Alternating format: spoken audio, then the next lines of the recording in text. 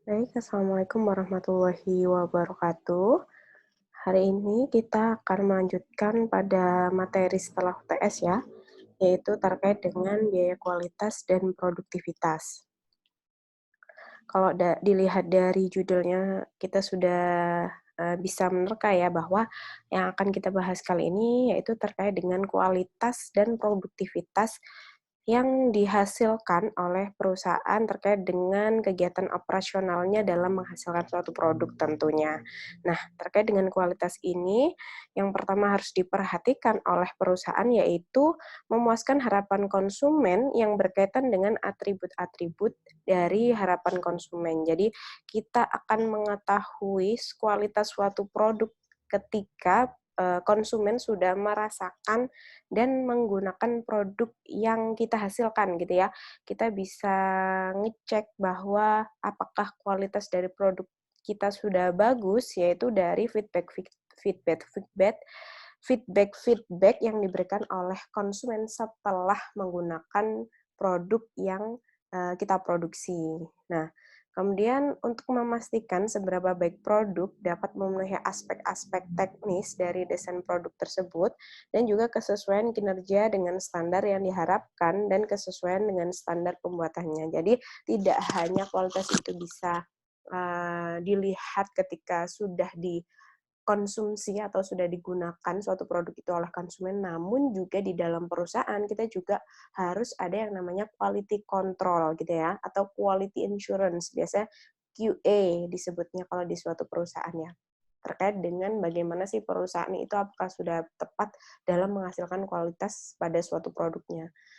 Kenapa di suatu perusahaan harus ada penjamin kualitas ini gitu ya, quality control atau quality assurance, yakni karena ketika perusahaan itu sudah menghasilkan produk, maka produk yang dijual atau dipasarkan di masyarakat luas gitu ya, dilempar ke pasar, maka produk itu harus memenuhi kualitas-kualitas sesuai dengan standar yang ditetapkan oleh perusahaan.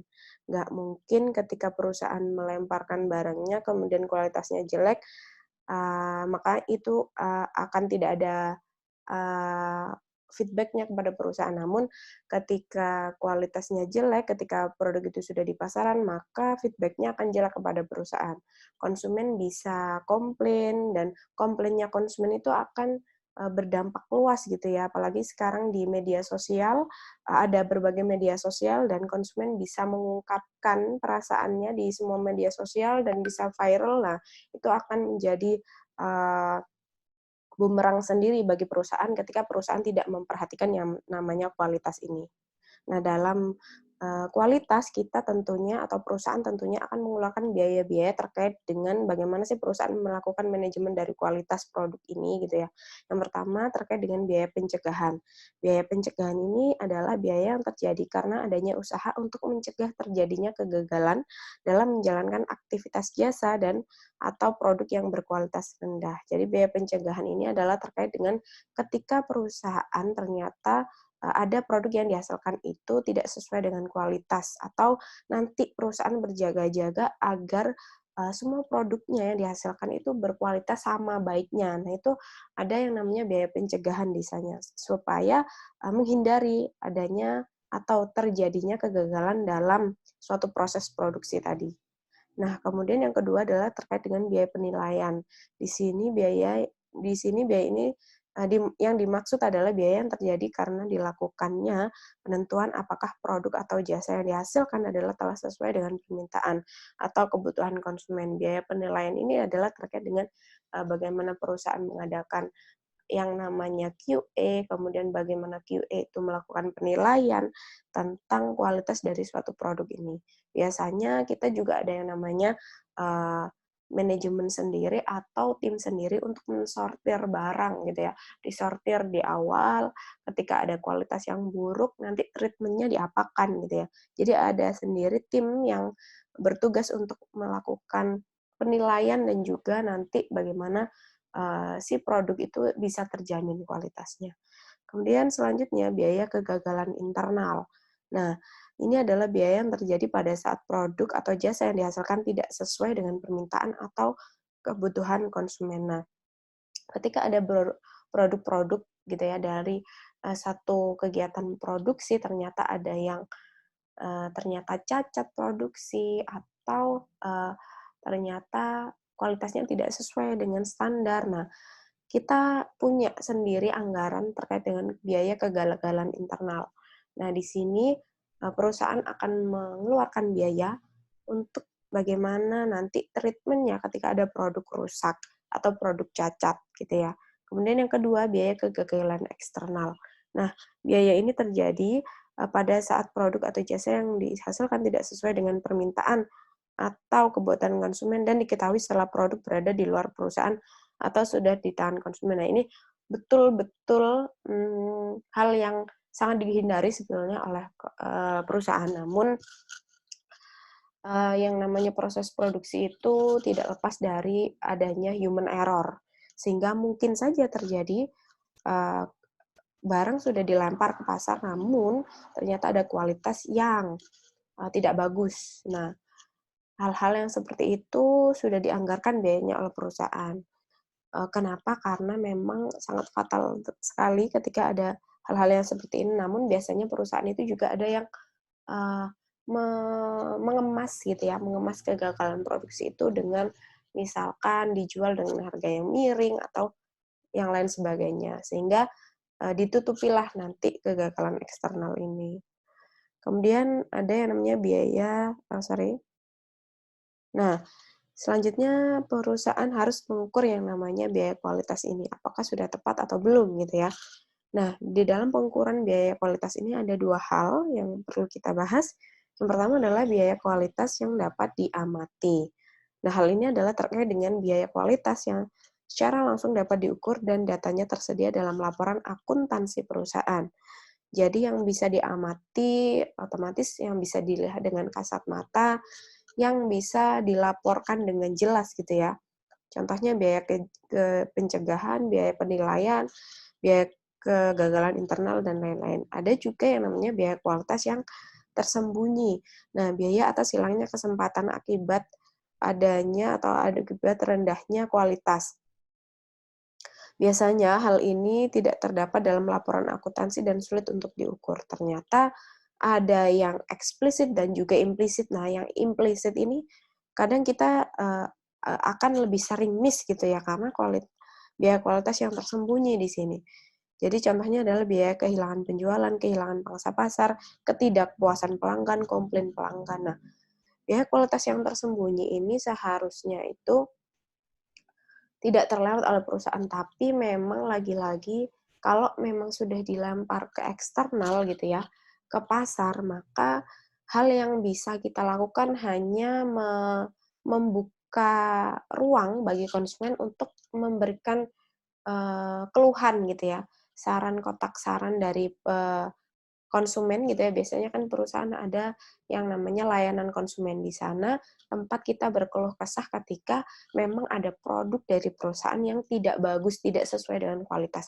Namun tidak semuanya konsumen itu mengerti akan hal itu. Sehingga ketika ada kegagalan produksi dan itu ternyata sampai di tangan konsumen, kemudian konsumennya komplain, apalagi konsumen itu sering uh, curhat di media sosial, kemudian disebarluaskan ke tetangga, teman, kerabat, dan lain-lain, maka di sana akan ada yang namanya biaya kualitas yang tersembunyi. Di antaranya ada bisa jadi gitu ya, perusahaan itu sudah tidak dipercaya lagi oleh beberapa konsumen yang sudah dipengaruhi oleh satu orang yang ternyata kebetulan gitu ya mendapatkan produk yang tidak sesuai kualitas. Nah, adanya konsumen yang tidak atau yang sudah terpengaruh ini bisa jadi akan berpindah ke produk lainnya. Hal-hal itu yang sangat harus dihindari oleh perusahaan. Maka perusahaan itu harus berhati-hati sekali ketika memperhitungkan terkait dengan kualitas produk di perusahaan. Jadi untuk pengukuran biaya kualitas kita ada beberapa metode yang bisa kita gunakan gitu ya dalam perhitungan biaya kualitas ini. Yang pertama ada metode multiplier.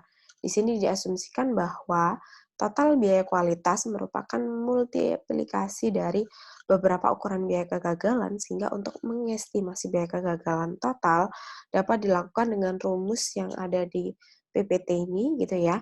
Biaya kegagalan eksternal total sama dengan K dikalikan dengan biaya kegagalan eksternal observasi.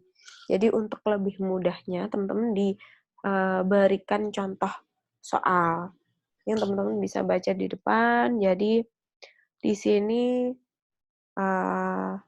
perusahaan Trigold berhasil menghitung biaya kegagalan eksternal terobservasi pada tahun 2012 sebesar 2 juta.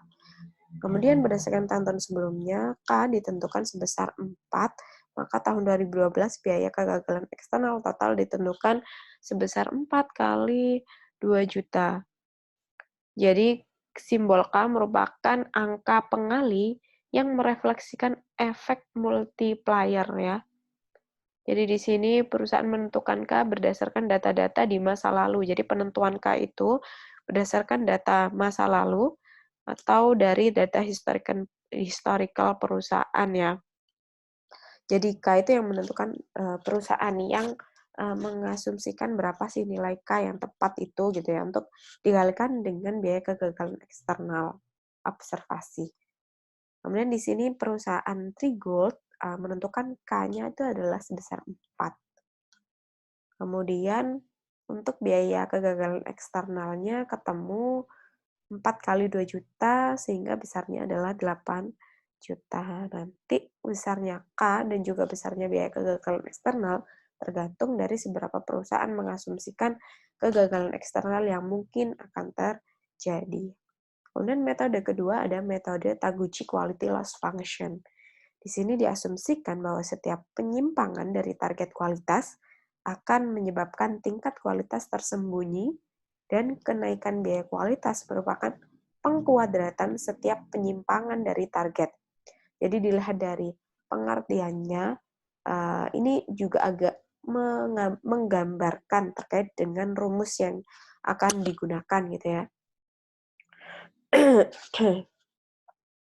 Jadi di sini rumus yang bisa digunakan yaitu L dalam kurung Y sama dengan K dikalikan dengan pengurangan antara Y dikurangi T dan juga dikuadratkan, di mana K merupakan konstanta proporsional yang tergantung pada struktur biaya kegagalan eksternal perusahaan. Jadi K merupakan nilai yang diestimasikan dan dihitung dengan membagi nilai biaya estimasi dengan pangkat penyimpangan dari nilai target.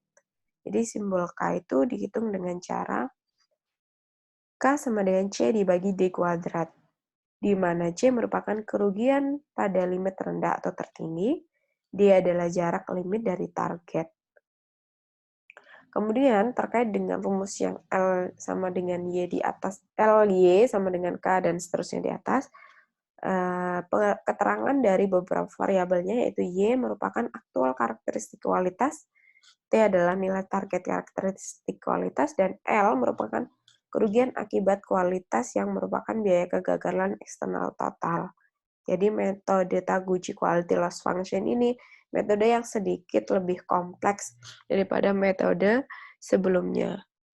Jadi di sini metodenya akan menilai terkait dengan loss function dari quality. Ketika ada loss quality-nya itu gimana gitu ya. Dan di sini teman-teman dicontohkan dari perhitungan terkait dengan Taguchi Quality Loss Control tadi. Di sini ada perusahaan pipa ya, yang memiliki informasi terkait dengan unit-unit yang dihasilkan. Ya, dan kebetulan ada 5 unit pipa yang dihasilkan dengan diameter yang berbeda-beda. Teman-teman bisa lihat di sini.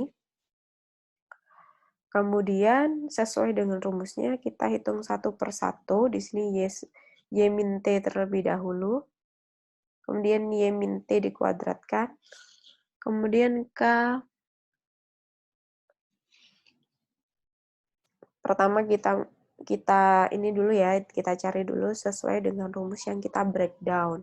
Jadi tidak langsung dimasukkan ke L, Y sama dengan K dan seterusnya tadi, tapi kita breakdown satu per satu dulu. Jadi ini Y min T. Di sini kita hitung terlebih dahulu, kemudian Y min T dikuadratkan, jadi dari hasilnya ini kita kuadratkan, kita masukkan ke sini. Kemudian ini adalah K dikalikan Y min T yang sudah dikuadratkan.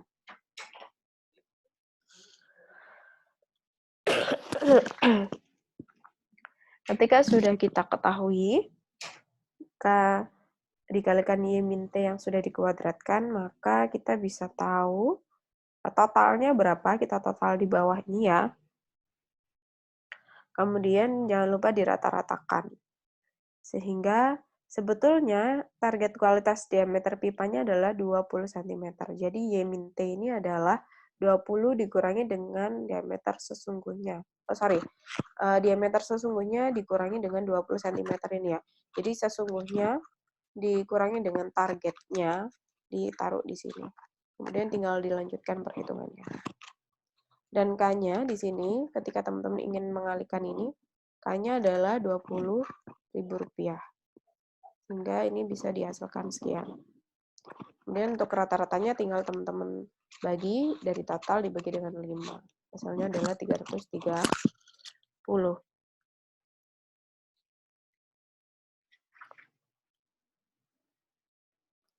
Sehingga dari data yang kita hasilkan ini, kita bisa melihat bahwa ternyata terkait dengan perhitungan biaya kegagalan eksternal menggunakan metode Taguchi loss control, kita bisa menghitung ternyata rata-rata yang bisa kita targetkan dengan biaya kegagalan eksternal menggunakan metode tersebut adalah sebesar 330. Dan bisa kita lihat dari perbedaan ke-5 unit ini, yang mana yang paling besar menghasilkan dari fungsi gitu ya, biaya kegagalan yang menggunakan metode Taguchi loss control. Semakin mendekati target kualitasnya akan semakin bagus untuk hasilnya gitu ya. Teman-teman bisa lihat. Semakin sama berarti biaya yang semakin sama dengan target, otomatis biaya dari kegagalan biaya kualitas ini, kegagalan kualitas ini, biaya yang kita keluarkan untuk kegagalan kualitas akan semakin kecil. Namun ketika kualitas yang kita target agak jauh dengan kualitas yang sesungguhnya terjadi, maka biaya yang akan dikeluarkan perusahaan akan lebih besar. Nah, itu kenapa kita harus meminimalisir bagaimana sih nanti kalau bisa kegagalan itu bisa sedikit terjadinya, atau lebih sedikit nanti kegagalan yang akan terjadi. Kemudian terkait dengan pengelolaan biaya kualitas ini ada beberapa pandangan gitu ya. Pertama pandangan tradisional, pandangan kontemporer, pandangan terkait dengan activity based management dan biaya kualitas optimal, dan juga analisis tren. Di sini adalah terkait dengan pengelolaan biaya kualitas. Tentunya kalau pandangan tradisional masih memandang bahwa biaya kualitas itu memang perlu diadakan karena untuk agar bisa menutupi dari kegagalan produksi yang dihasilkan oleh perusahaan. Namun di pandangan kontemporer agak lebih modern lagi dan agak lebih berpandangan ke depan karena memang semakin bagus produktivitas perusahaan maka akan memperkecil biaya kualitas yang dikeluarkan oleh perusahaan. Kemudian untuk activity based management, memang dalam kegiatan ini atau aktivitas based management ini penting halnya memperhatikan dari kualitas yang dihasilkan oleh perusahaan. Jadi biaya kualitas optimal yang baik itu seperti apa? Nah, ini dibahas pada activity based management dan biaya kualitas optimal. Dan yang terakhir adalah terkait dengan analisis tren. Jadi di analisis tren ini terkait dengan pelaporan biaya aktivitas, kita akan bisa melihat ketika kita mempunyai analisis dari beberapa pelaporan ke belakang gitu ya, data historical. Supaya apa? Ketika kita sudah memiliki analisis tren atau memiliki data historical yang sudah kita analisis terkait dengan biaya kualitas, maka kita akan bisa memperbaiki kegagalan-kegagalan dari kualitas yang dihasilkan oleh perusahaan.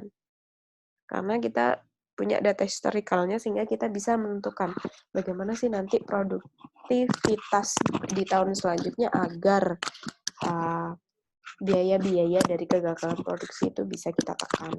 Jadi di sini ada juga contoh data biaya kualitas menggunakan analisis tren.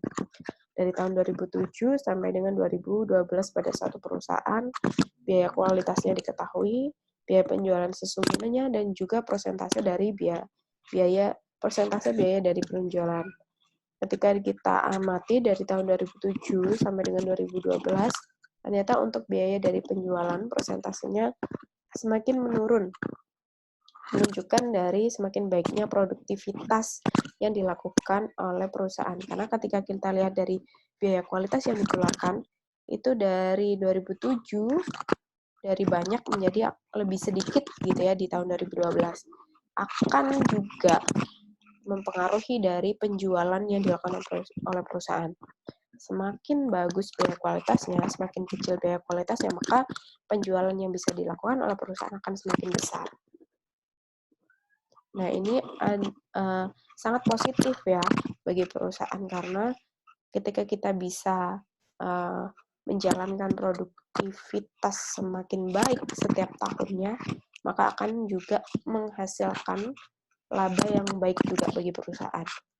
Kemudian yang selanjutnya terkait dengan pengidentifikasian permasalahan pengendalian kualitas. Jadi selalu ya, karena kita di akuntansi manajemen, selalu dalam setiap aktivitas kita melakukan pengendalian. Kalau pengendalian kualitas ini adalah macam-macam. Di sini adalah pengendalian terkait dengan manusianya, metodenya, mesinnya, bahannya, pengukurannya, lingkungannya. Nah, semua hal yang kita kendalikan dalam kualitas ini tentunya berujung pada bagaimana sih nanti bisa kita menghasilkan kualitas yang sangat baik semuanya gitu ya. Bahkan kalau bisa adalah zero mistake, jadi tidak ada kesalahan sama sekali, baik itu dari kegiatan produksi maupun hasil kualitas dari semua produknya.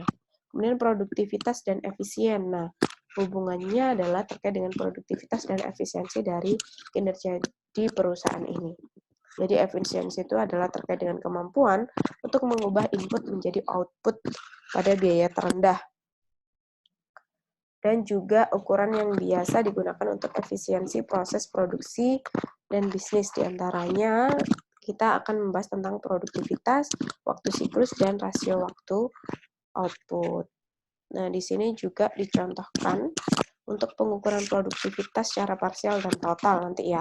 Di sini dicontohkan secara parsial terlebih dahulu. Untuk rasio produktivitas, caranya membagi output dengan input.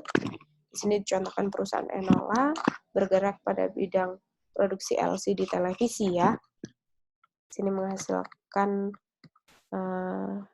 sekian unit gitu ya data-datanya dari jumlah yang dihasilkan, tenaga kerja, bahan baku, teman-teman bisa lihat. Kemudian di sini kita menghitung rasio produktivitas parsialnya. Output dibagi dengan input. Bahan baku dibagi dengan tenaga kerja ya disesuaikan gitu ya. Dari hasil dibagi dengan tenaga kerja, bahan baku juga seperti itu. Sehingga menghasilkan rasio sekian. Teman-teman bisa menghitung sendiri gitu ya. Bawah juga ada penjelasannya. Kemudian untuk produktivitas total gitu ya, rumus yang bisa kita gunakan adalah teman-teman bisa lihat di sini.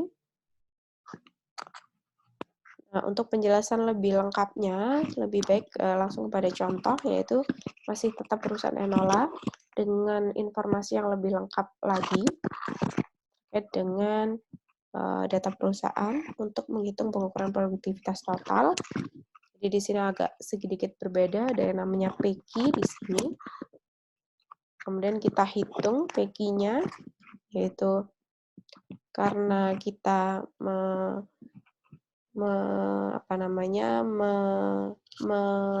menyoroti di tahun 2012, maka tahun yang kita buat acuan adalah 2012 ya, untuk penghitungan pengukuran produktivitas total. Jadi, perhitungan seperti ini teman-teman bisa lihat. Kemudian Untuk PG totalnya sekian, biaya input totalnya sekian. Jadi acuan kita adalah 2012. Ya. Sehingga ternyata dampak profit linked-nya untuk pengukuran biaya produktivitas totalnya adalah kita terjadi penurunan laba dari tahun 2011 ke 2012 sebesar 1,4 M. Jadi ternyata kalau kita lihat dari tabel ringkasan ini, kita ada kenaikan pada tenaga kerja ya, di bagian tenaga kerja kita ada peningkatan. Namun ternyata di bahan baku kita terjadi penurunan. Itu kenapa dari tahun 11 ke 12 kita ternyata mengalami kerugian sebesar, atau penurunan laba, bukan kerugian, tapi penurunan laba sebesar 1,4 M. Nah, jadi untuk penjelasan kali ini saya akhiri terlebih dahulu. Ketika ada tanya bisa kita diskusikan melalui kolom YouTube boleh, Google Classroom boleh, ataupun WA grup kita gitu ya. Sekian saya akhiri, semoga bermanfaat. Wassalamualaikum warahmatullahi wabarakatuh.